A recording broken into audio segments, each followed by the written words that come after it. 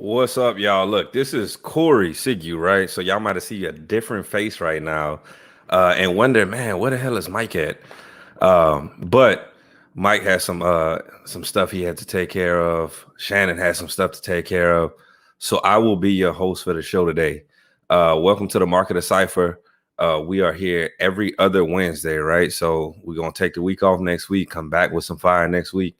Um, and I really want to get to the nitty gritty today. So like we have some fire topics today, like we have some fire information, and I think it brings back as far as entrepreneurship goes, as far as business goes. I think it really brings us back to the original, to the I'm talking about the entry level, right? Like the nitty gritty to this. So I'll tell you what. I got the panelists on the back. They're about to come on soon. So y'all hang tight with us real quick. And then we'll get to rocking.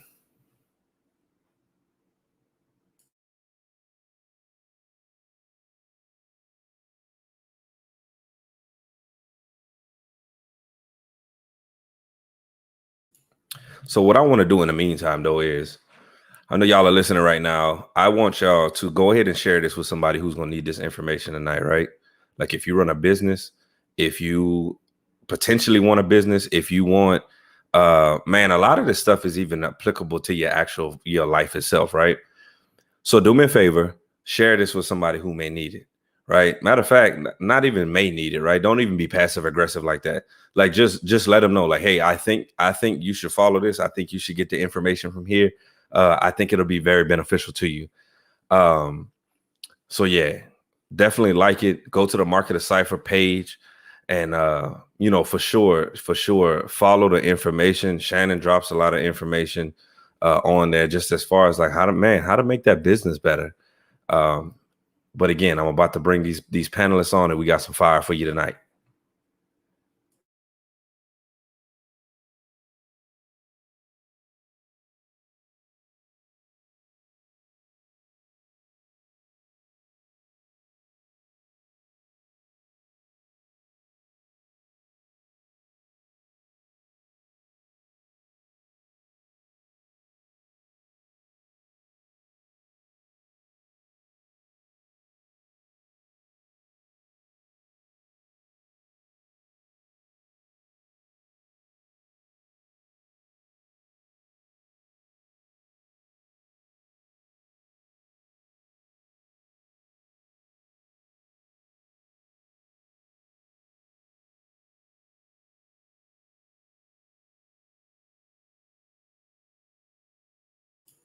All right. And while we have these technical difficulties in the back, look, I'm going to just tell y'all a little bit about myself.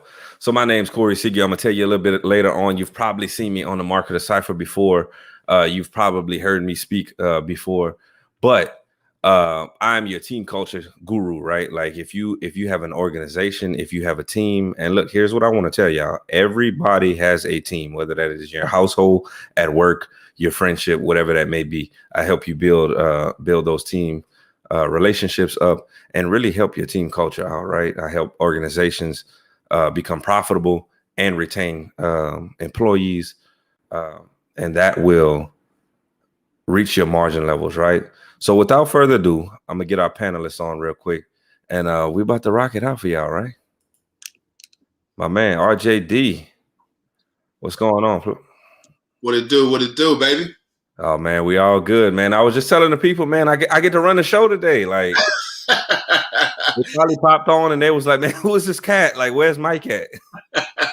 Yo, we definitely throwing some people off today, man. Listen, we're all off kilter right now. It's been one of those days, man. So we just making it happen today, man. I'm glad to see you. You got the show rolling, man. So we here. Yeah, man. Hey, you know what? That's part of business, right? Like we got to keep the show rolling. Don't matter who here, we got to get it done. No matter what, got to make the show must go on. And you want to eat, right? Yep, every day. You eat every day, so that means you got to do something to eat every day. That's a fact. Got to kill something. Yeah, got to kill something. And we just waiting on a few people. Yeah, I'm all good, man. I'm all good. Making it move, man. Making life shake. Right. Now that's my goal daily now, bro. Like I wake up in the morning and 2 questions I ask myself is who can I help today, and how can I be better than I was yesterday? Those are two questions I ask myself every single day now, and it makes me think. You know what I'm saying? It makes me want to go after it. Yeah, absolutely. And you know, those are the similar things that I ask myself, because everything that I do is like, how do I help somebody? Like, how do I? Right. Because there's a lot of people, they're not like you and I, right? They just they want to get it. They're like, how do we get it? But they never kind of take that step, right? Like they don't really know where to go. And so that's really where we come into play. And so I wake up every single day and I'm like, how do I break a barrier down for somebody? So it's like that aha moment. Yes. I think it segues into our first question, though, as we get, you know, the rest of the panelists to come in. Man, the big one. What is your why? I'm gonna just kick it over to you. Hey man, that's a dope question, man, because it's in the forefront of my mind. Like the first why that I have is literally my two children. Before anything else, because my children didn't ask to be here. Like I look at them as I brought them here, so now it's my duty to make sure that they live a lifestyle that I see fit due to them. Because there were some things that I wanted growing up, and now that like I'm in a stage where I can provide those things, I'm gonna make sure I'm gonna do my best. So they're the reason why I even wake up in the morning some mornings when I don't want to. I feel that. And man, I don't have kids, but look, I'm gonna tell you what, man, I got a whole bunch of children running around this world. I'm not talking about that for those people who think that I'm just getting around like that. But what I always say is like any person who's worked with me, for me, technically, I hate to use that term, or around me, you know, it's all my kids, right? We always get up and we say, man, this is, you know, I do it for my kids. And it's like, for me, I just do it for the people. You know, I kind of just alluded to it earlier. My entire why is because there's a Corey Sigu somewhere in a small town just like me that's trying to figure life out, that doesn't have like any tools available to him, that the streets may be talking to him, that his environment may be telling him that like it's not this is all you can do right now. Like my whole why behind it is to show people like that, like, nah, you can get out of there, you can get it done. Like, and part of my why is my mom, to be honest with you. Like part of that is, you know, I saw a woman give up so much for 18 years, and really more than that, right? I saw her give up so much What you saw in of 18 years. herself. That's what you What's up? saw, right? Like Yeah, only what we've seen, but there are so many other sacrifices that parents make that we will never know about, bro. man, and go through. Like I was just having a conversation with her the other day, and I said, man, there's so many addictions that you can have: alcohol, drugs, sex, man, just so much stuff, like food, whatever it is. And then we had a really candid conversation about that, just as far as like what I didn't see, like, and the stuff that she was going through. And I was like, man, that's crazy, because you know, we look at our parents and they're like, man, they're these like entities that just took care of us and held us and all that stuff, depending on like, it'll get into the conversation about my dad another day. But but you know, the thing is like we see a certain side of them, but we're like, man, what demons were you fighting? Like what were you going through at that time? Like what were the things that you were fighting on, like that I didn't see? That's crazy. And the older that I get, I'm like, man, it's even more like prevalent. Like this is why I do it, because I see people like that just need somebody to kind of hold them. Like, come on with me. Like, let's become the better person. Like, let's become who we are, man.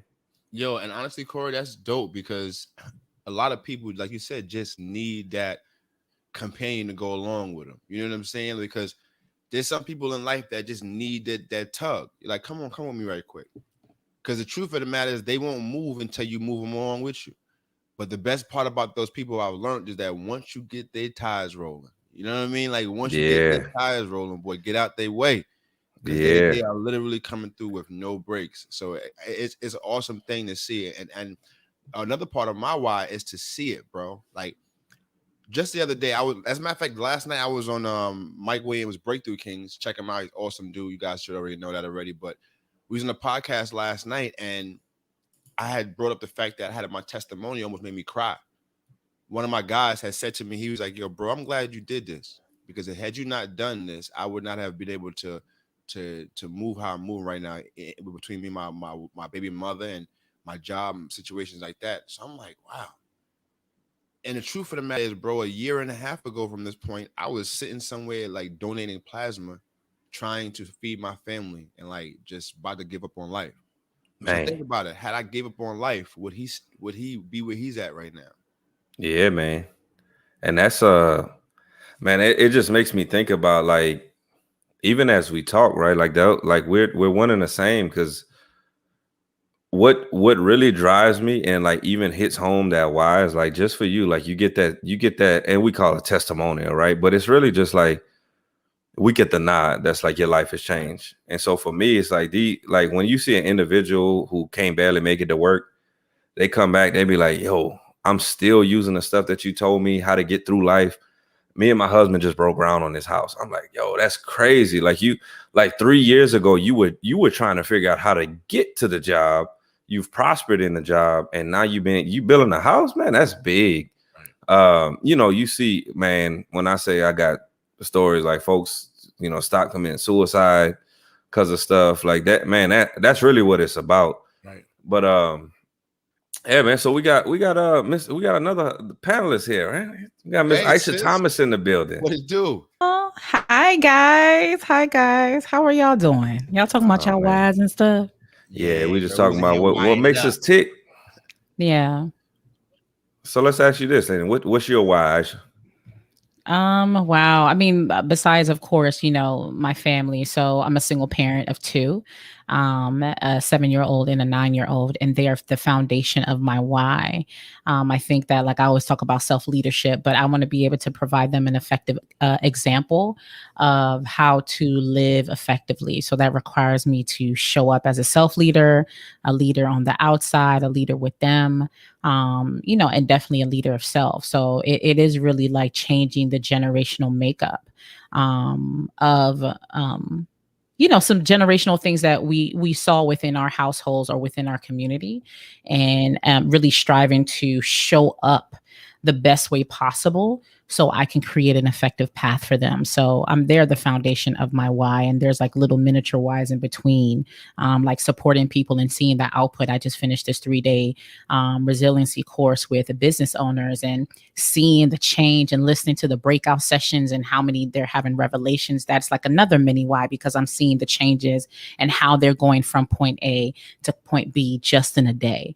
But the foundation are my children. Like, I have to show up, kick it, do the thing, because if I don't, I always think if I don't, then what example do they have? And I know what it's like to follow external examples outside of the household. And again, love you, mom and daddy.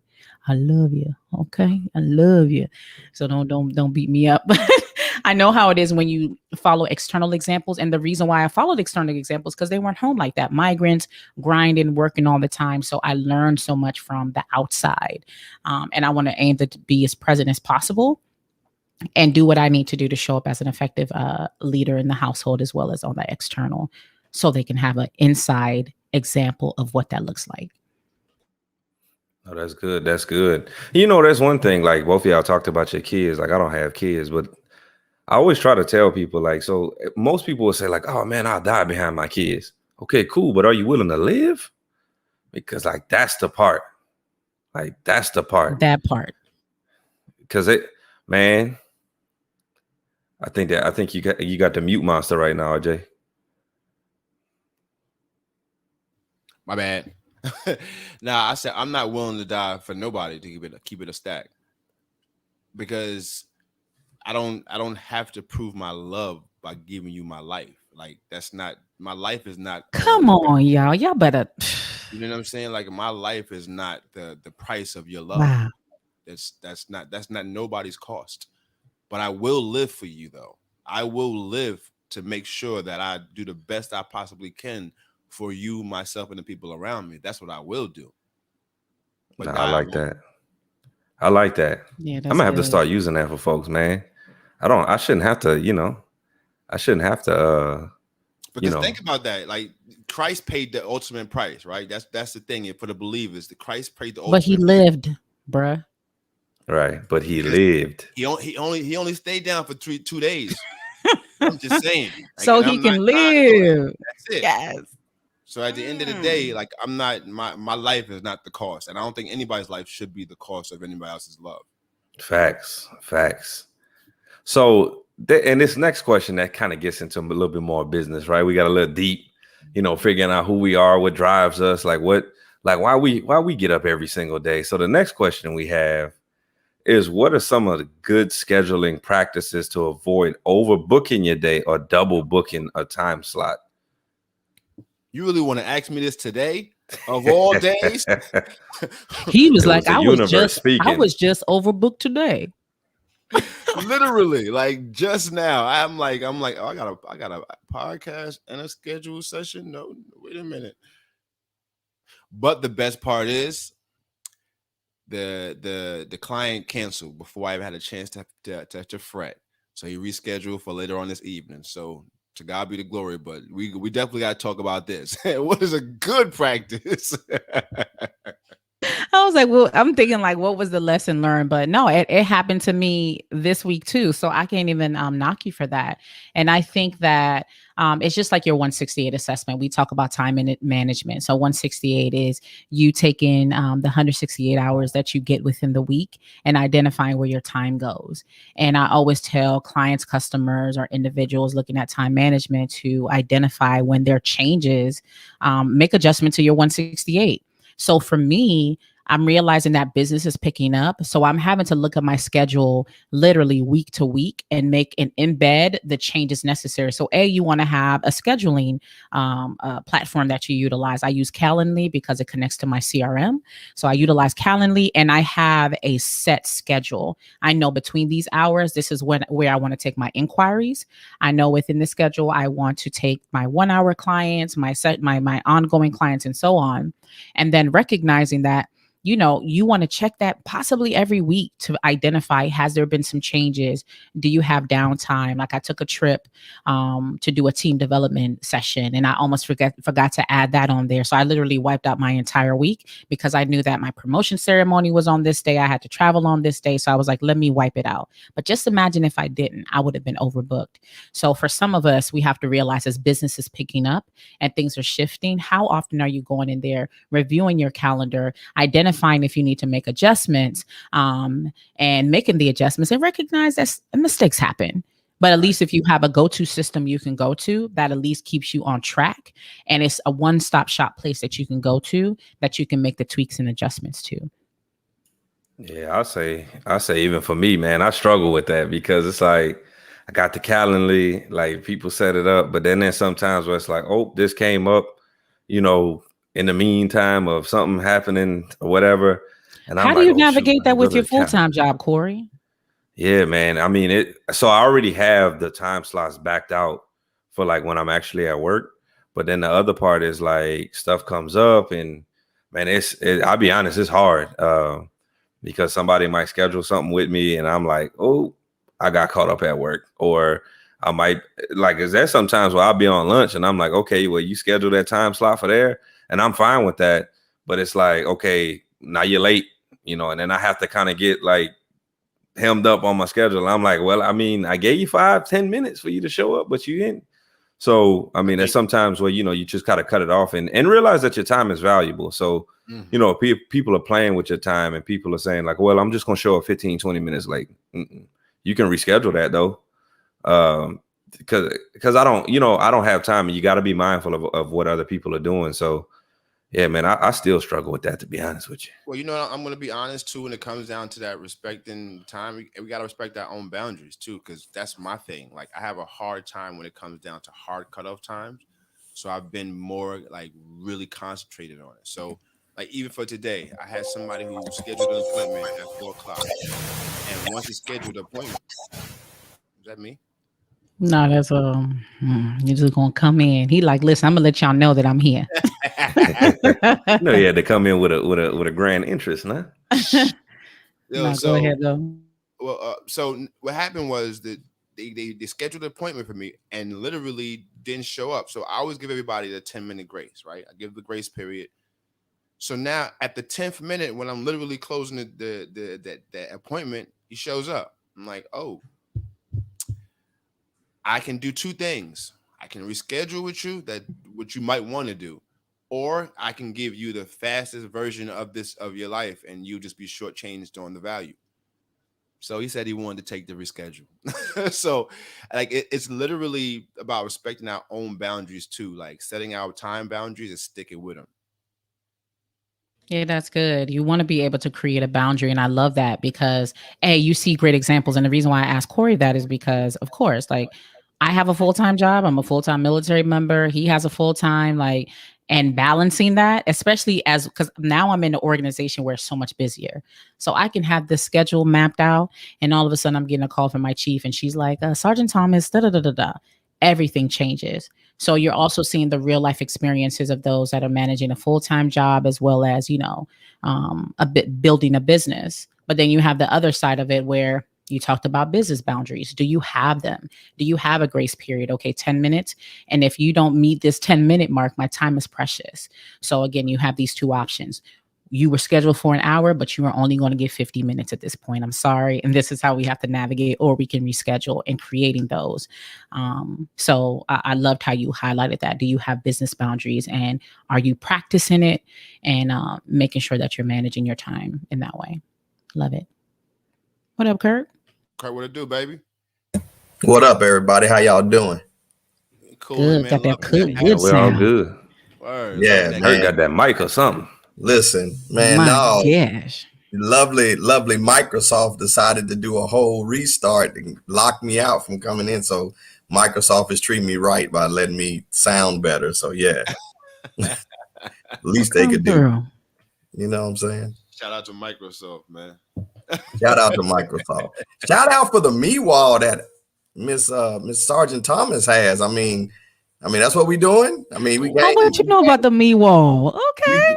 we gain a little rank and we get a flower that bookends all the alphabets after our name. So I ain't mad. Okay. I'm just saying, you know what I'm saying? I mean, look, You got over that. her right shoulder, ladies and gentlemen, that's one plaque. And if you look over her left shoulder, ladies and gentlemen, that's another medal that it looks like. And right behind her, you'll see another one, ladies and gentlemen. This is what's called success in your industry, if you ever wanted to know about it. If you want to see what it looks like. Jokes. Yeah. Yo, but Kurt, man, so you're a very, very busy man, right? Yeah. So I know your schedule must get hectic, man. So tell everybody out there, what's the best practice for you not to overbook yourself or double book yourself? Don't trust your memory. Link and sync everything together, and double check and triple check every morning and every night your schedule. And really, I'm a visual person. So I've started using color codes for certain things, because, you set yourself up for failure when you just trust your memory. And me, the person that I am, I hate being late and I hate missing an appointment because of me. I really consider anyone taking time out to book a session or book a consultation very important. And there's nothing worse than showing up late or, totally missing because, first impressions are important and people cannot come back to you, after that. And so because I want to have that high rating, meaning I want each time to do my very best, I really had to get off my ego and get out my way and stop thinking that I could keep it all here and use technology for what it's for and what it's built for, and sync things together and take that time to do a review. Like, hey, what do I have coming up Thursday, Friday, Saturday? Okay, let me make sure that I'm plugging that in. If I need to do a 2-hour alert, whatever, and make sure that since 97% of us carry this, that it pops up, nice and bright. Hey, you have this at this time. And so there's been a couple times I've totally forgot, man, and if it wouldn't have been for that alert to pop up, I would have totally missed it, and I also build in talking to, the people that I'm booking something with. Hey, please, just to help me, give me a 12-hour notice. Just reach back out to me and say, hey, Kurt, reminder, you have this going on. You still good. That way I put in a fail safe to make sure that the person also understands, hey, let me reach back out to him and just ping him again, so good old scheduling, man. If you got to use a book, use a book. If you got to put it in your phone, put it in your calendar, but take that time, that 10 to 20 minutes at the beginning and end of your day can save your, that can save the experience where somebody could miss, and now I've started implementing, if someone tells me something, I say, let me get back to you. And I go and look at my calendar and see what I have. And that way I'm not double booking myself. And that's important right there, Kurt. I'm glad you said that. I'm definitely glad you said that, because if we're so gung-ho to say, yeah, we'll do it, we're not even respecting our own schedule we've already set already. And I've been wanting to do that. Like, RJD, I got a great idea. I'm like, yeah, what's the idea? And that idea will literally take me 3 hours that I didn't have scheduled for that, and everything else will lack now. So it's a very important, you said that, and it's a practice that I need to start doing. Like, you know what, let me get back to you. Let me check on that. Because I think that myself personally, I think that I react out of a place of not wanting to miss out on something, right? Not wanting to miss out on an opportunity. But the truth is, if the opportunity is for you, it's for you. Facts.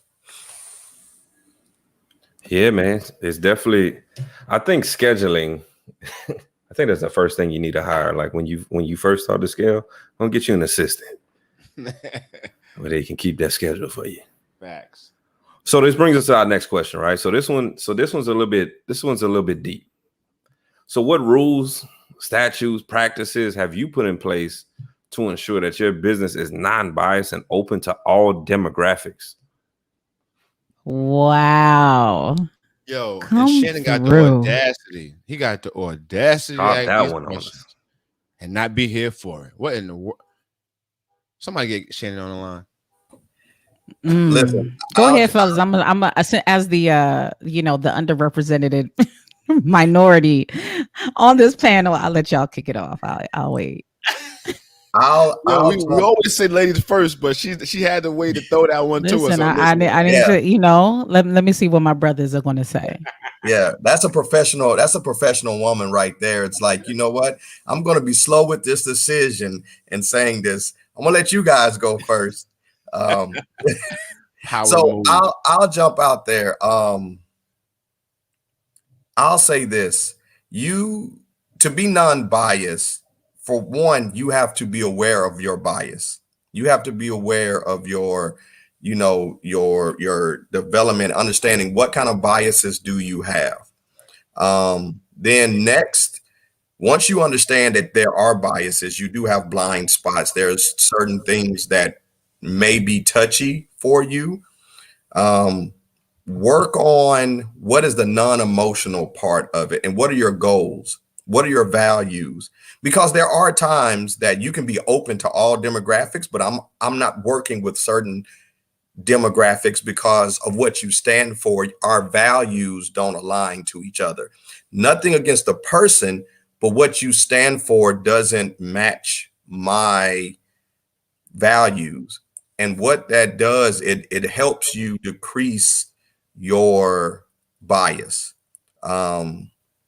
And the things that could drive you apart from certain demographics. So if we're coming and sitting down, you're a good person, what you stand for means something, the reason why we're working together aligns with our values and goals, then at that point, I really can see past anything that doesn't personally I rock with. But if I'm not aware that, hey, I do have biases, there are certain people I don't want to work with. I do want to work with, but okay, let me check that. And is it driven from personality differences based off behaviors that I just don't stand for, that doesn't represent who I am? I can't put my name on it. And then I couldn't stand up in front of a crowd and say, hey, I rock with this person. We see the same goals. I can, defend why I'm doing this, because I don't have to answer to anyone. I really have to answer to myself and why am I doing this? So my rules is first, check my personal feelings at the door. If it's something personal, but it makes good business sense.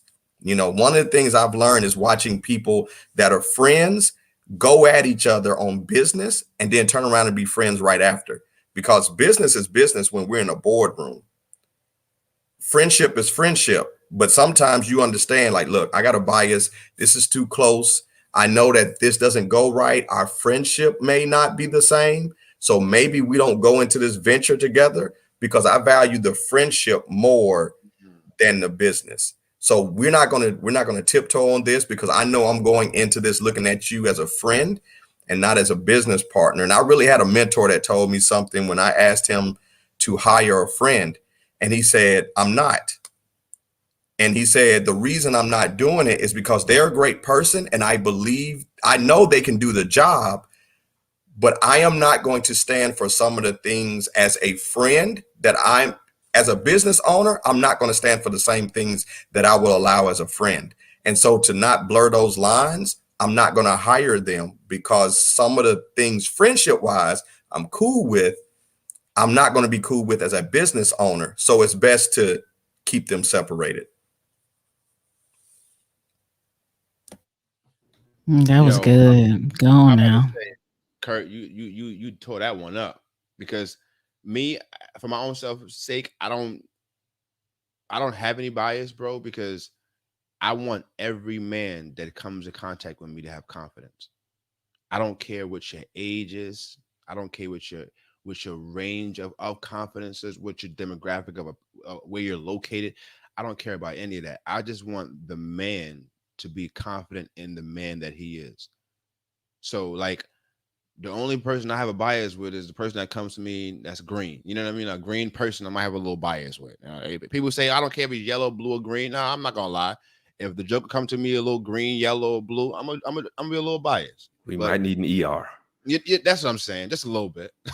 But if you bleed the same color blood I do, man, like, there's no bias here. I just want you to be whole. I want you to move in your God-given confidence that God's given every last one of us. Yeah, and I would say for me, I mean, that's big, you know, working with organization, working with teams and whatnot. It's always like the goal. And so it's funny you said that, RJD. It's like the people, oh man, whether you're black, green, gold, whatever, blah, blah, blah. I boil it down to this. You either care for people or you don't care for people. Right. If you care for people, we can rock. If you don't care for people, let's work. That way we can get you into a space where you can. Because at the end of the day, I think especially as we watch like superheroes and stuff like that. I've been watching the the Falcon and the yes, Winter Soldier. Yeah, and it's like, even with that, I think they have a lot of principles when we watch it, because it's like there's good and evil. Like, are you good or are you evil, right? And sometimes evil just wants to be good. They just misunderstood. But the thing is, that's all it is for me. Culture, creed, ethnicity, religion, whatever. And I love perspective. And if you can help me gain perspective, man, I'm all for the better, right? Like, and it don't even matter, even how you approach it. You could be really aggressive, you can be really reserved, whatever. You can be old, you can be young. It really don't matter. Can you teach me something? Can you help me understand perspective? And then the question is, can you then allow someone to do that for you? And so I believe that the best way, especially for me, to put that in practice is showing people. And I always say, like, be attentive to yourself. That way you can be attentive to others. I truly mean it.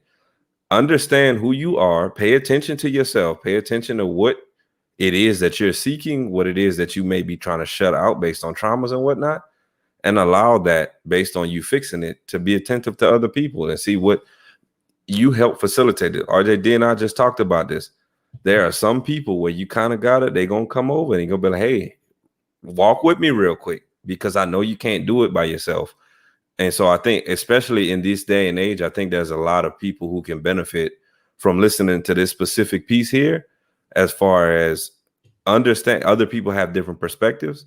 They have different values. They have different thought processes, and that's okay, right? They've been born in different generations, but can you gain value from what they're saying? And that's really all it is. So I'm gonna kick it over to our resident guru on that, matter of fact.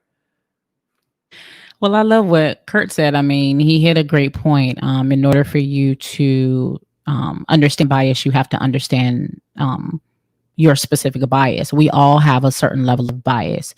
Now, when we're talking about business, we already have established our target audience. Some individuals will target solely individuals within the African American community, specifically for a reason. Some people will target only women for a specific reason. So, of course, I think within your business, you'll have your target audience, why you're reaching them, what problem you're solving, and so on. However, once you're starting to pivot into building a team, once your brand is blowing up, because again, I always repeat this every time we do this, is we don't get into business to do this, just do this for a short amount of time. We're really doing this. If we blow up, we will love where we can walk away from our full-time job or make this into something that's long-term. We can maybe pass on generationally. So as you're expanding and building, these are some things you're going to want to think about. So you might not necessarily need to think about this right now, but as you're stretching and growing and you're looking at your team, are you recognizing if you're opening up opportunities for the African American community? Are you opening up opportunities for women? When you do get opportunities and you know there's another woman coach that helps males, are you saying, okay, I'm overbooked, so let me pass this opportunity to her, because I've already recognized that their women are underrepresented community or a specific area that aren't getting as many doors open for them, or people just don't feel comfortable going to them for whatever bias or reason they have. So let me help this person out and maybe pass them on a couple of these clients. So again, this might not be something that you consider now, but there will be a point in your business as you're building your brand, as you're building your team, that you really want to start paying attention to these things and recognize, hey, what kind of values do I want to create within my business? What kind of things do I want to do to give back to the community? What can I do so I can expand resources and opportunities for those within the Asian community, African American community, for women, and for all these other communities that aren't getting as many opportunities as possible? So those are some things to think about now. So there's a difference. We're talking about target audience, but as you're building your business, are you more likely to partner with a male than a female? And then why is that? Is that tied to bias? And what can you do to undo that? What can you do to work through that? What can you do to become aware of it, educate yourself, learn something better, and do the work necessary to really help these communities really flourish? So those are two different things. So just be aware of that. There's going to be some point where you want to really ensure that you're doing your part to support these communities that need these opportunities that you have within your business. Hey, corporate is not giving them that. Corporate might not be giving them opportunities. You know what it feels like as a Black man to be discriminated against. You know how it feels like as a woman to be discriminated against. All right, now that I have my own business, my own brand, these opportunities, what can I do now so I can usher in opportunities for people who I know are being discriminated against or taken advantage of or not getting as many opportunities as possible? And again, those are just some things that you want to start considering as you're building your business, because this isn't just putting out a shirt, doing some coaching calls. This is literally an empire you're bringing up. So you want to start thinking as you're building, how can I get an HR consultant in so I can make sure I have these rules, statutes, and practices embedded in how I build my brand and business?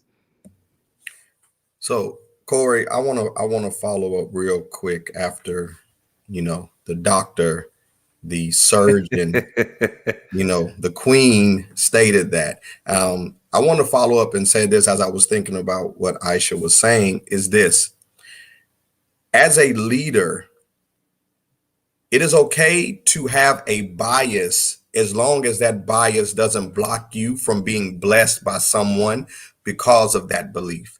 Where you walk in with a bias of we're all melanated people.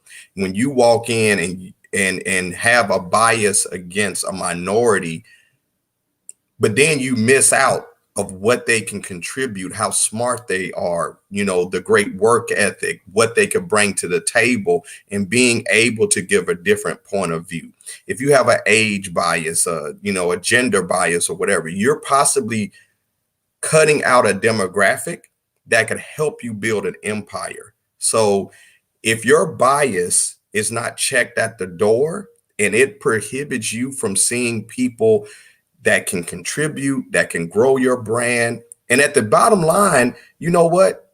Like RJD said, I don't care, because if you're helping me build green, listen, all that other stuff I can deal with later. But if your bias is so strong that you automatically just cut out a subsect of a population, you're missing out of what that population could bring to the table, or what that person can contribute as a leader in your business. So you're playing with your money at the end of the day, you know? So what rules? That's where automation is great. Putting in the behaviors or the things you're looking for in this position. So understanding, I have a virtual assistant I'm looking for. Let's use that. I want organization, able to understand MS Word, MS projects, whatever, able to schedule, email, high, strong English understanding, communication skills, 7 and above. Now you're looking at you're not looking at a specific person. You're looking at executables that anyone can come in and fulfill from 25 to 98. Can you do the job? Cool. We're good. I like that. I like that. And so, man, man, that was kind of deep. Actually, you got something? No, not at all. I just love what Kurt just mentioned. Looking at it from another perspective. So that was really, really good. But no, I'm good. Let's pivot. Let's keep it Cut going. Shannon out on this. You don't do this to us, Shannon, and then leave. And then ghost on us. Yeah, you're trying to Paul Pierce us right now. Right. Don't do that. Gave it up for 300 followers. Who's Paul Pierce? Is it the gentleman that video thing? Yes. Yeah. Oh, The ESPN okay. guy. Donkey of the day. Yes. Yes. Okay. Yeah, that was Yeah. one expensive joint. That was Yeah. one expensive blunt. Boy, Listen, Man, listen. You know Disney don't play that. Don't play with Disney money. that was an expensive party, an expensive joint. Like, Had Mickey roll up and drop They off had that Disney has that bias against that type of behavior. right. Yeah. Okay. If your social media is not yours, not as long as you're employed by us. Right. right. So, Read the contracts, y'all. right, that for Amen. sure. You know, that's been a big thing about a lot of people, especially last year. Please read your contract. Yes. Read the contract, because And the fine print is a part of your contract. Amen. They put you on game. They make it fine so you don't read it. Do yourself a favor, get a magnifying glass and read it. I'm talking from experience. My wife is the queen of reading. Before I met her, I would never read this fine print until one day she showed me what the fine print said. And I never, ever will sign a document without reading that fine print again. Meanwhile, That's I'm over here reckless, accepting Xbox invites and all that stuff. No, but you hit a good point. Like, pay attention to those things. Like, even if it's not spelled out, if they put in the contract, we are a family-oriented business, and they use like certain words, then you already know what kind of wave and vibe they want you to be on. So, I love it. Yeah, Samsung probably got all my info because I didn't went through the agreement and was like, whatever. But anyway, this is our time for the break, y'all. So please, if you're listening, make sure that you share this. Make sure that you give us a heart, at least a thumbs up, at least, right? But let's introduce the crew that we have today, right? So I told y'all a little bit earlier, my name is Corey Sigu. So I am your team culture builder, your team builder. I told y'all everything is teams, right? From the business to your household. I help really organizations mainly retain employees, build performance, and allow them to thrive within their job place. So let's see what we got. Oh, look at that. I'm on a big screen. Yo, guys, positive Mama, he energy made it. and good vibrations from me to you. I'm RJD, the Imperfect Gentleman.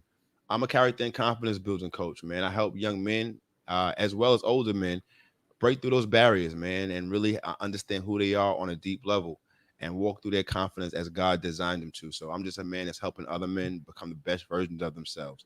If you want to contact me and you're a man or you know a man that needs help work on his confidence, get at me on Instagram, rjd.imperfectgentleman. Click the link in my bio and schedule that appointment. I'm here just to make sure that you walk in your complete confidence. I'm RJ DD and Perfect Gentleman, and I'm out.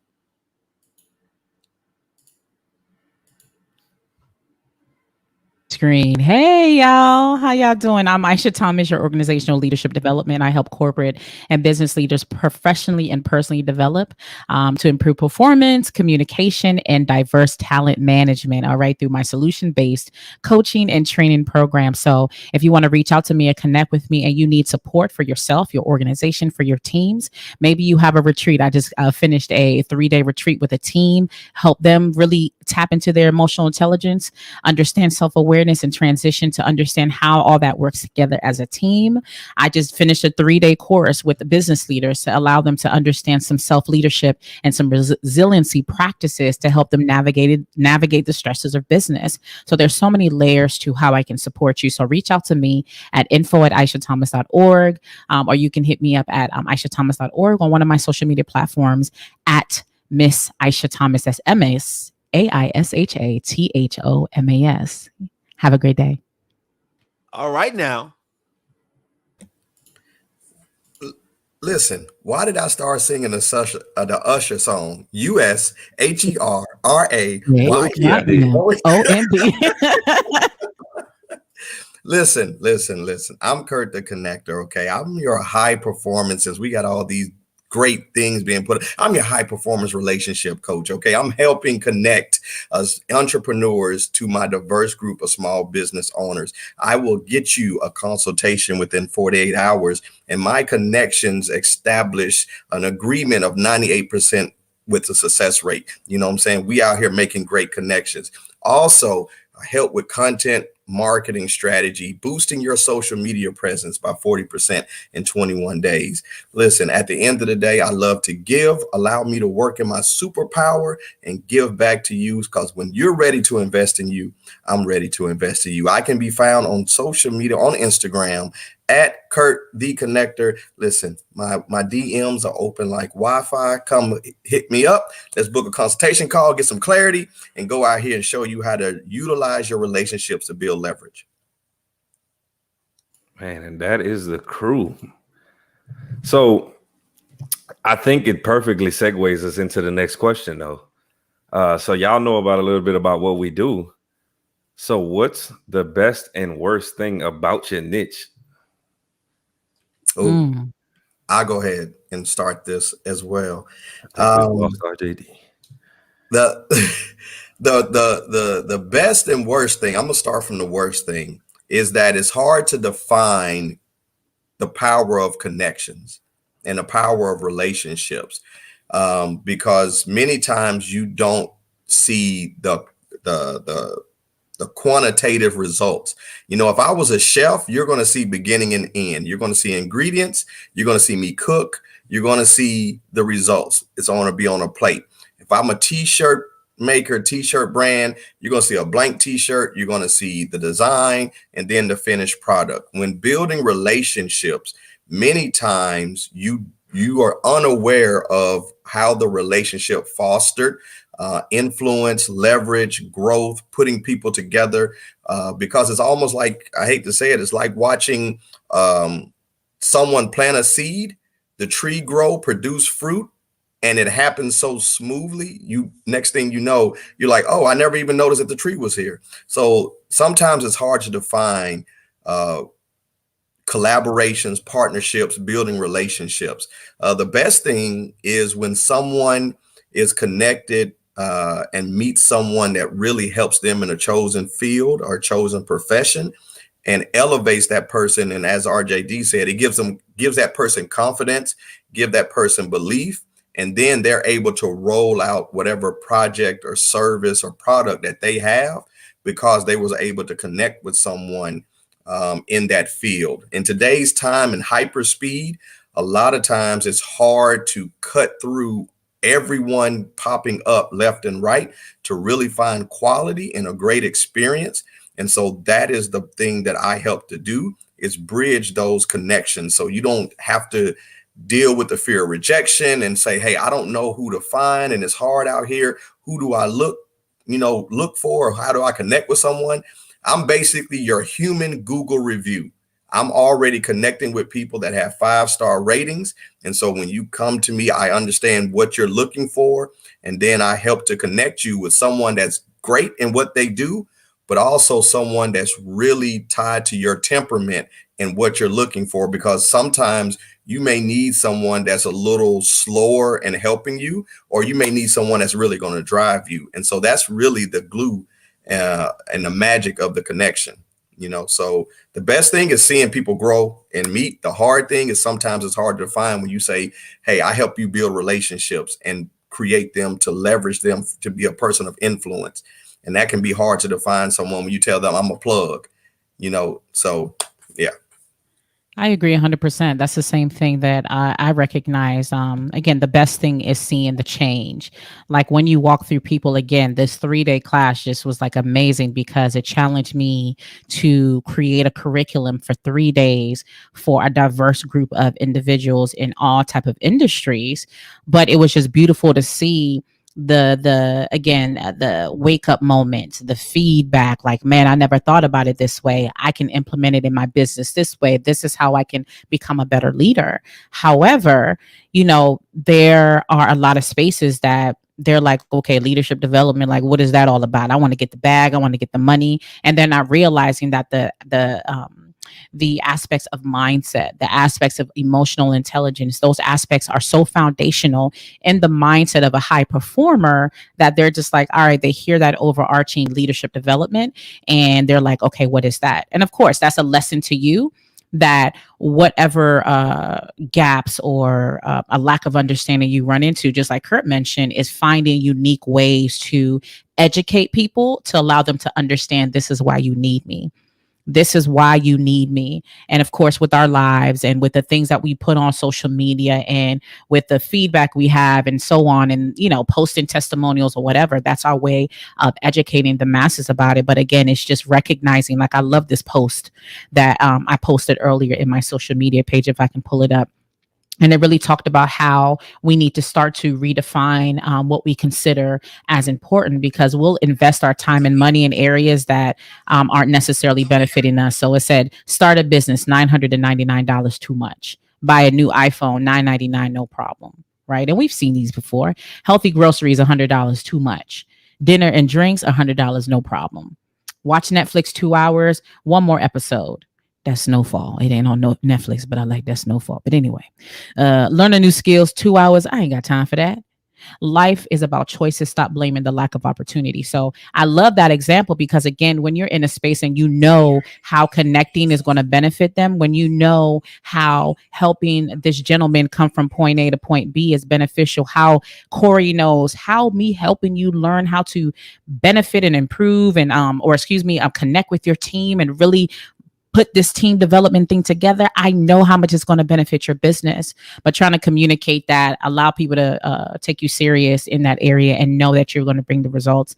That's probably the hardest thing about, this area. But it doesn't mean that you have to keep pressing forward, because you're going to run into those challenges. But that's the area that I run into, like leadership development, why, who, what, where, when, and how. And now you have to kind of fight through showing why you need me, and this is the result when you bring me in. It's going to totally transform your organization, your team, and everything else that you're trying to build for the future.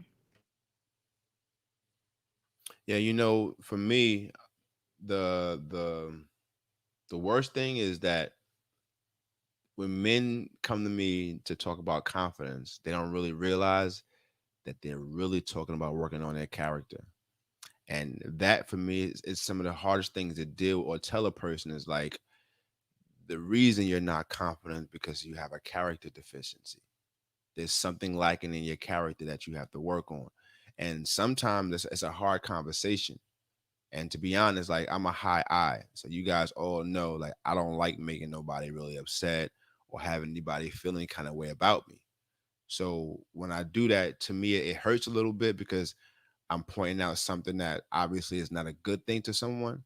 But at the end of the day, it's like, I know the method, right? I've created a system that's actually worked 10 times over now. So it's just me getting past the initial pointing out the flaw.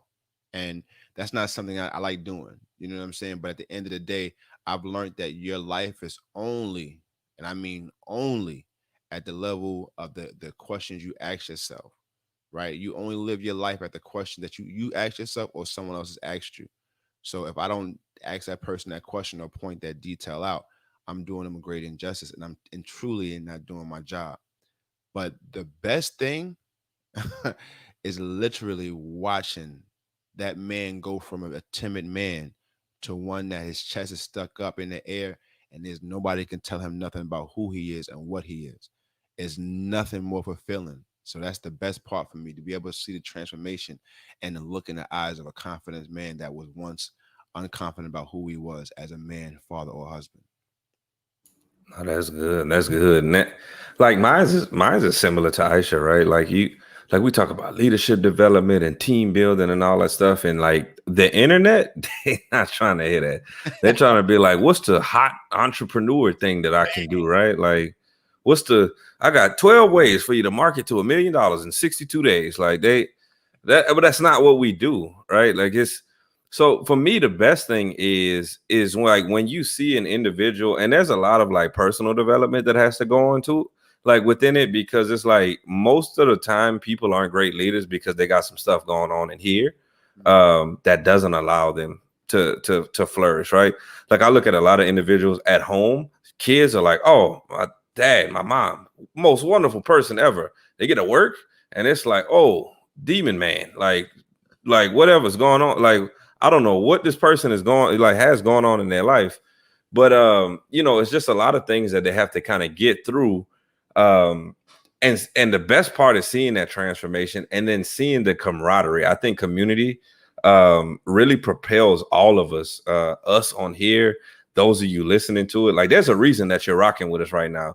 Community uplifts you and brings you into the right direction. So that's the best part of it, man. It's the worst thing. It's just not sexy. Like when you talk about team building and leadership development and all that other stuff, like I said, online, people are looking for, I can make $1 million in 6 days. I can, I don't know, teach you how to write a book in 24 minutes, like that type of stuff. Like they want all this instant stuff. And when you start to hear terms like leadership development, team building, retention within a company, all that other stuff, they ain't trying to hear that. I'm just be honest with y'all. They're like, that doesn't quite vibe with me. I'm gonna let my 9 to 5 take care of that for me. But yeah, man, it's just not sexy. I think that's the worst thing about it. But the key is a lot of people spend a lot of time at work, right? They spend most of their week at work. So why wouldn't you be interested in making your workplace better? Like, but that sounds too much like right. I digress. Y'all got anything before we go to the next question? Cool. Nope. So I think this will be very interesting because I just talked about how the internet doesn't think certain things are sexy. If the internet and social media disappeared for a year, how would you keep your business afloat? Oh, listen. Let me tell y'all one thing. If y'all think I'm a bad man on this internet, I'm even badder in person. You hear me? Like I'd be in these streets something vicious. The reason being that I'm not in the streets like it's so vicious because of COVID, number one. But at the end of the day, I reach more through the internet. But if this internet wasn't a game, definitely back to the old school emails. I mean, the regular mail process. But I'm in the street. I've been an actor. I'm an active person. I'm a high D as well. So I'm in your face. I'm very direct. I'm pulling up. I'm always going to be in the mix. So if there was on social media, I'd be out in these streets, man. Wow. Well, being an elder millennial, and a lot of us are elder millennials on here, that's my little term. Yeah, I mean, just like RJT just hit on, it's just going about, make an impact outside of those means. I mean, there was a time, it was so interesting. I was having this conversation with a good friend of mine, and we were like, wow, how are people able to do these things without the internet? Yes, we have more reach. Yes, we can connect more, but we have to adapt and adjust. So just like we had to adapt and adjust with COVID and we figured it out, look at y'all. Congratulations. Give yourself a hand clap because you were able to learn new systems like StreamYard, Ecamm, Zoom, Pivot, right? Recognize how much impact you can make now through the internet. But however, if things adjust and change, you will do the same thing, adapt and adjust. So recognize that regardless of what changes or what happens with how you reach and connect with people, there's a way to do it. I mean, there was one time where, people wore sandals and walked everywhere they went. And I still wonder how Sway, like, how could you do that without sneakers on, or how could you do that without some comfort soles in? So we adapt, and I think that understand the power of that, allowing yourself to make the adjustments, make the changes, and then press forward, test some things out. Then it is what it is. But in my business, I've been blessed to recognize that. Listen, don't sleep, right? Just because my followers aren't popping, that doesn't mean that I'm not getting business. Just because I don't have, the accolades or what the things that you see externally doesn't mean that my business isn't floating. So thank goodness that I've made enough impact now that a lot of the business that I've been getting have been from word of mouth, not necessarily from internet searches or social media. That just confirms who I am, or provides them more information about who I am to learn about me, learn all these different things. But essentially, I've been blessed to be able to learn how to build relationships. And I'm sure Kurt will talk about that, building relationships to the point of making impact where now I'm being referred in other rooms, and now more doors are opening, and it's outside of social media.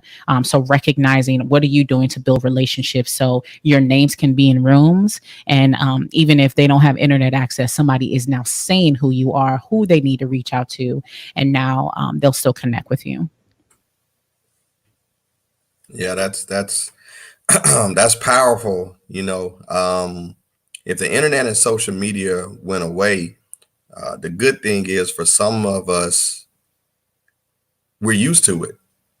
So it's actually learning how to be on the internet and learning how to be on social media that we had to do. Being out here, boots on the ground, feet beating the street, meeting people, talking to people is really that's our bag. That is tried and true. We were built, going back to, one of my favorite people, Bane, we was raised in the dark, born in it.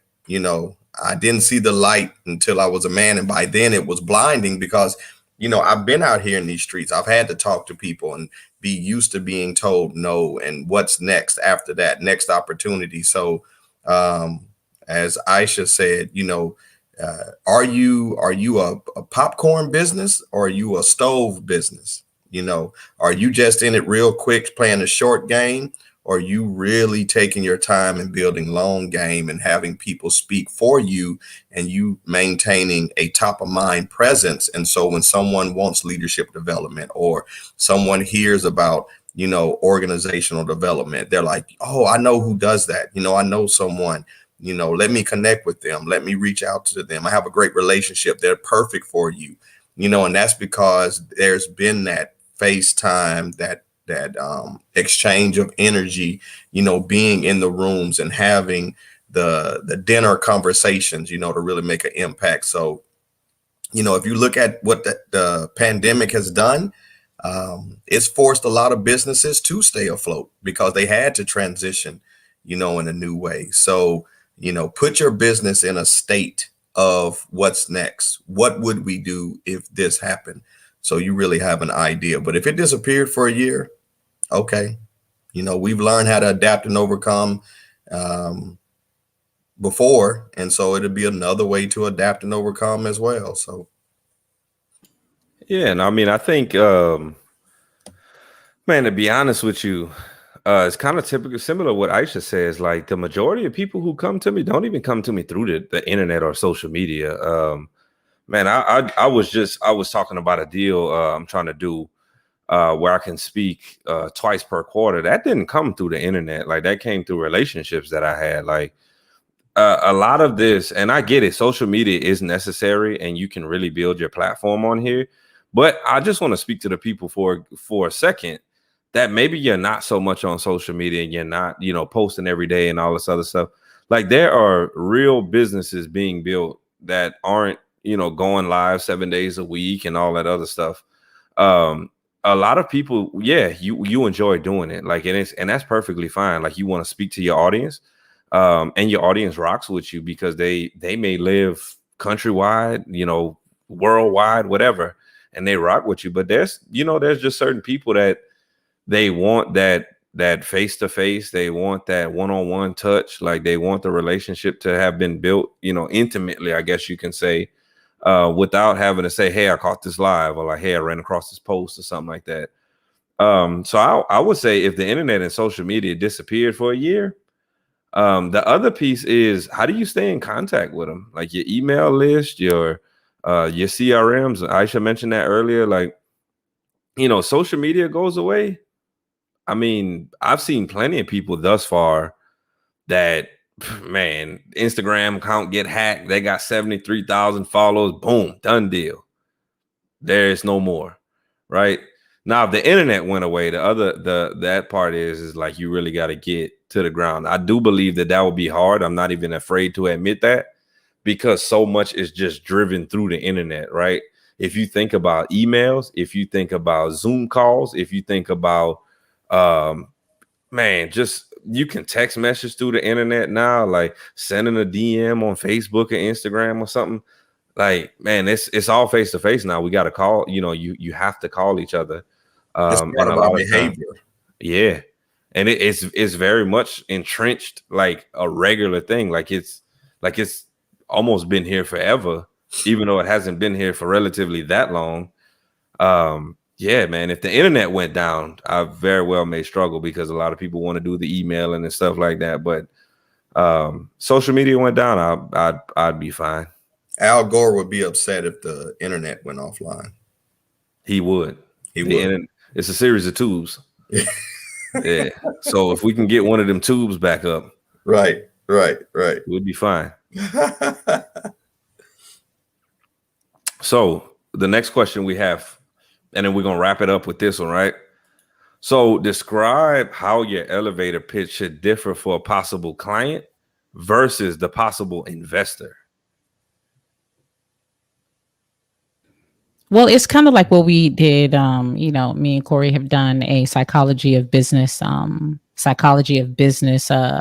communication. And one of the areas we talked about is the difference between a client and a customer. So the same thing you'll look at a client and investor, right? That you have to identify the term of the relationship.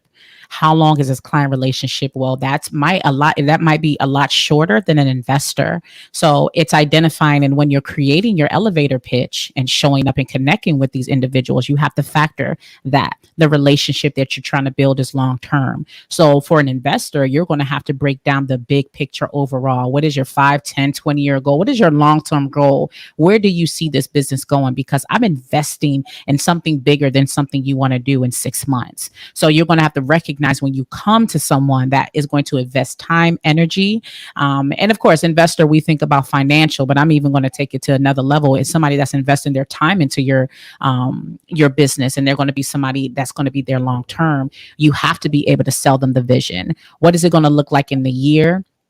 2 years, 10 years, 20 years. And I think a great example of that is Shark Tank. If you want to build an investor and kind of get an understanding of what you need, they get into the weeds of your financials. So are you ready to share that? Are you ready to show that, okay, this is going to be your ROI, your return on the investment? Are you going to be able to break down how many sales you made within this year, which stores you're in, how you plan on market that product, why you need their 20%? Well, how is it going to benefit them? Are you willing to give creative control? How much of information are you going to share? Do you want me to be a silent investor, or do you want me to be loud and proud? So those are all the different things that you're going to see in that relationship with a client. That might be more short term. That might be a conversation that doesn't require you to get into the depth of information. But an investor, you have to get them all into the nitty gritty. Where a client, again, focus on identify the time frame. Hey, this is going to be 6 months. I have this movie theater. I need your popcorn. This popcorn is the best popcorn ever. So I want to be able to get your product in here. This is the return on the investment, and this is how it's going to help benefit your business. And this is what's going to happen within this next 6 months. So it's really identifying and getting to that conversation of the term, the depth of the relationship, the term of the relationship will allow you to identify how deep you're going to go into this conversation between you and that person. So those are the things you want to look at. What is the time? What is the energy? What is the investment? How long will it be? And then you're going to provide it. It's going to be bigger than an elevator pitch, right? Because again, when you think about an elevator, I'm going to level 1. Unless there is a level 1 and it goes all the way up to level 100,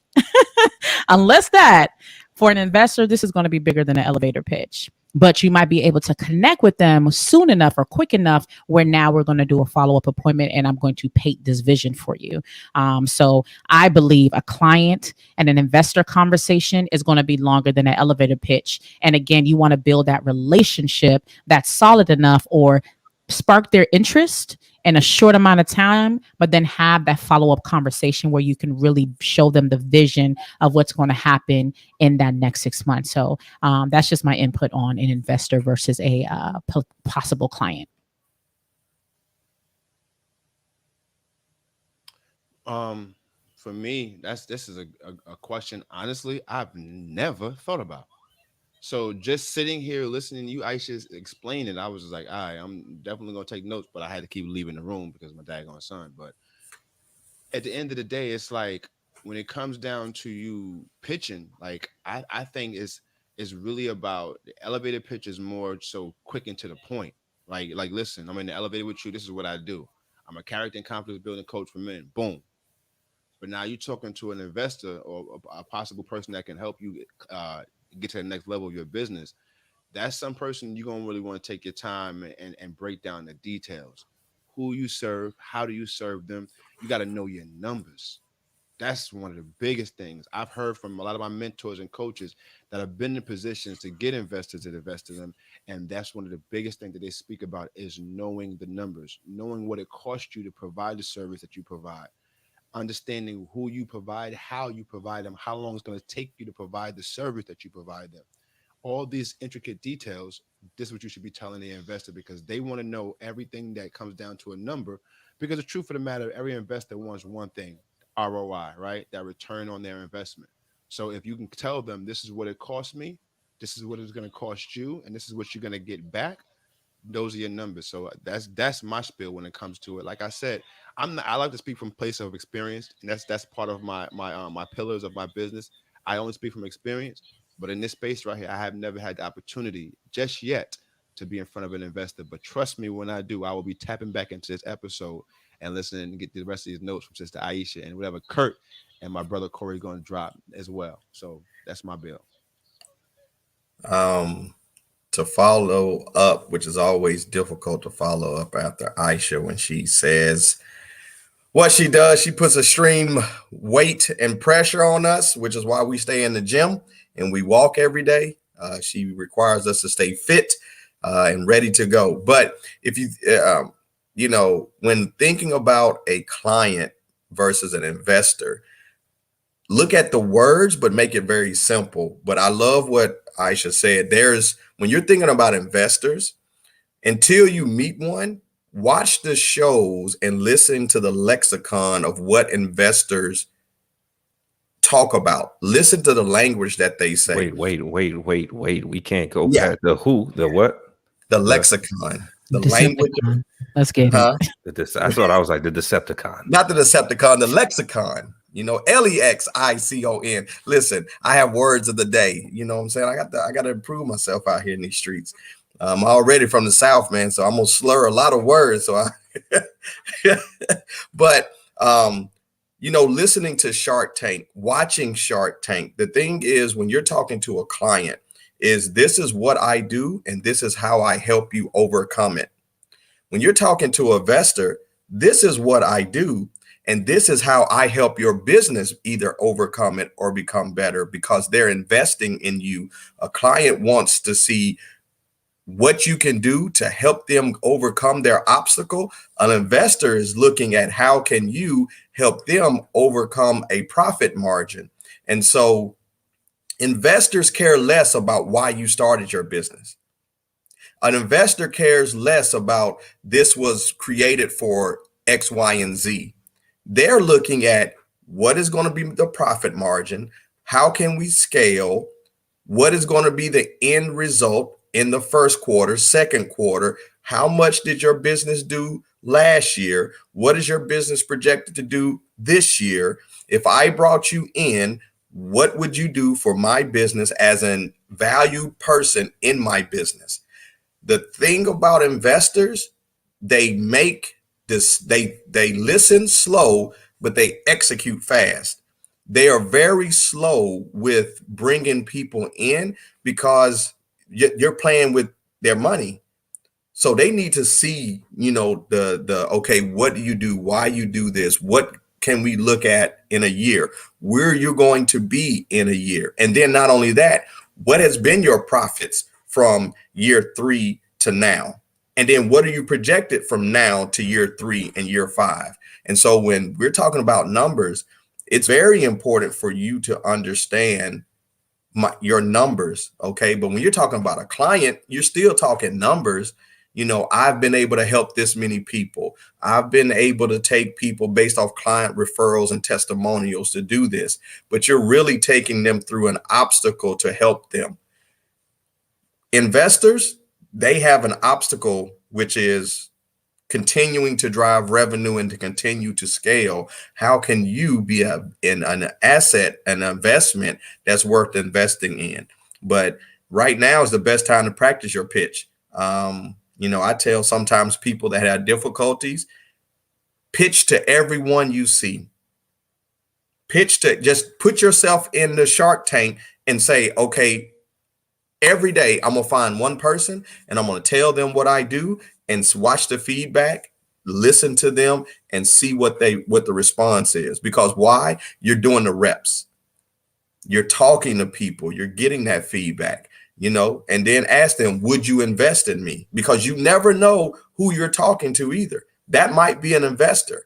And the feedback that you get back can be powerful, but be okay with saying no. Be okay with, that really didn't resonate with me. It was a little confusing, you know, but know your numbers.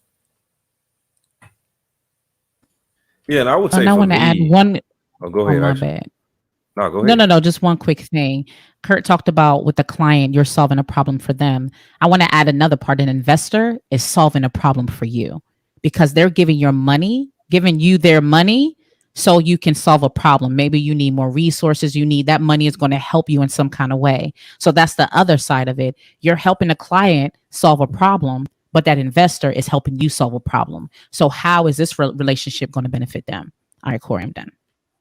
No, and so what I would say is like take everything that they said. Now, one of the things I will say is, so Kurt said, don't tell a story. Don't tell a story if it's not valuable to like what it is, because these people like you want to pitch to an investor and you say, yeah, so I created my company because, you know, I lost my job and then I had to make money. And so then here's how the company came up. No one cares about that, to be honest with you. But I do remember y'all talked about Shark Tank. Bombas came on there and they make socks. And so when they came on there, they told a story about how this is how Bombas got created, right? But it was to help homelessness. And so then they tied the story all together, right? Which kind of brings me to the point I say you got to be focused on what you're talking about. They brought the story back in and it was like, boom, this is the product or service that I have, which helps this mission, right? Which is and then they get into like, why should you buy my socks? Right. And I'm just kind of going to go over this with y'all. Why should you buy my socks? Because they're made out of this or whatever. I think they were made out of like bamboo something or whatever. Yep. And they didn't have the seam on the front and all that other stuff. And I remember Mark Cuban was like, wait, who makes the socks that you don't have the seam on the front? And so all of a sudden you see what's unique to that sock. Okay, why should somebody buy that sock? And that could be anything, right? Like that could be whatever your service is. Like if you're a service provider and you're coaching someone, why should I come to you? If you sell, I don't know, green tea, where's Shannon at with his lemonade? He could pitch the clarity of his tea or his lemonade, and we might very well buy that because I've not seen a lemonade clearer than that before. But then again, it's the uniqueness to it, right? And then of course you want to talk about target audience, who do I sell it to, and all this other stuff. But I think one of the biggest things between investor and client, I should say, is the revenue model. Like, you're not gonna go up to somebody and be like, "Hey, Kurt, I tell you what, let's get some leadership development going on, because this is how I make money, and this is the margin on the stuff that I have, and blah blah blah." And Kurt's probably gonna be like, "Great, guy, like, all right, Sounds awesome. Thank you. Thumbs up." Like, right. And then he's gonna walk away and be like, "I'm not really sure what was going on there." But then when you pivot to the actual customer or the client, you really want to speak to like what their pain points are. And so again, to the point, clear, like explain it to like, this is the person. I want y'all, especially for those of you listening right now, think about how many videos you've seen, ads, whatever, and it says, "Are you a such and such? Are you a marketer who struggles to get whatever?" So it's like, boom, I'm already telling you who I'm talking to right now. And then after that, they start they start kind of like a story of like, this is the problem. You ever seen those infomercials where, I remember the one with the hose. And so in the infomercial, it was like, do you ever have trouble like rolling up your hose when it's done? And the guy was like caught, and he was like, "Oh my God." Yeah. And I was like, I don't understand how we got here. Right. But then they said, "I have a solution. If you buy this particular hose, when it goes down in the water or whatever, it just shrinks on up. So you'll never have any problems." And it was like the guy with the thumbs up and the smile and the little glare off his teeth. And it was like, I didn't have to waste that much time putting my hose up this time. And so that's the difference between investor and customer. So now my customer, I've told you what I'm about to fix for you. Give me your card, basically. So I just want people to get that. Like, when you're speaking to your customer, you should be talking almost in a sense of, if you don't buy it, guess what's about to happen to you? If you come off that way, though, they're probably not going to buy it. But you got to figure out a way on how to put that together to say, if you don't buy this, I can very well help you with it. This is probably what's going to happen to you. And then that brings kind of the awareness to them to say, you know what, I really need to address this real quick. And that could be anything. You could be selling socks. I bought some, y'all, I'm gonna just be honest. I bought some, speaking of bombers, that made me think of that. Some of them socks, that the no-show socks. And then my Facebook got flooded with ads of no-show socks. And they had one guy that was like getting dragged by a truck with the socks like linked onto it. And I was like, this doesn't make any sense. I'm not really sure why I need my socks to be that strong. But in the whole ad, they were saying, these are the toughest no-show socks that you can ever find. And I was like, I guess folks are running on fire with no-show socks on. So you might need to be dragged by a truck at any point in time by your feet in the truck. All right. But I'm pretty sure, I guess somebody's research told them that people have problems with that. So sure, I didn't buy them. I'm just be honest with you. But that just goes to show you, they were trying to show the solution to what they were trying to give people and whatnot. This is the consequence that you can have by not buying the sock, basically. But yeah, man, that wraps it up. Anybody else got any last feedback? Any last words for the people? Corey, want to give you your flowers, brother. This is the power of a team. And, I want to say thank you for stepping up. It doesn't go unnoticed or unseen to fill in, for people. If you want to see a nugget or a gem in this situation, this is why it's very important to build a team of people that can step up in the midst when the leaders are out. So when you're talking about leadership development and team development, everyone doesn't have to be number one, but everyone should be able to step into a number one role when called. And so, what Aisha and Corey, RJD, even myself are talking about is this development where if you have to step away, can someone step up and keep things going until you come back? Because you never know when we may have to walk away for something important. So, Corey, thank you for stepping up and appreciate you keeping this going and blessing the people. So, yeah, wanted to give you your flowers right now so you can enjoy them. I appreciate that, man. Amen. And he rocked them controls like super good too. Yeah, Easy. smooth. I was brother smooth. Hey man, this is to the people out there. Today is really your tomorrow. There is no difference. The only thing that separates from today and tomorrow is the sleep that you get between the nights. Stop thinking that the days are separate. Go to bed on a mission, wake up on that same mission, y'all. Man, and I can't even follow that up, man. So without further ado, this has been your Marketers Cypher. It's really tomorrow. Right. Yes. Good night, guys. Well, y'all, we will see you in 2 weeks. Yep. Peace, y'all.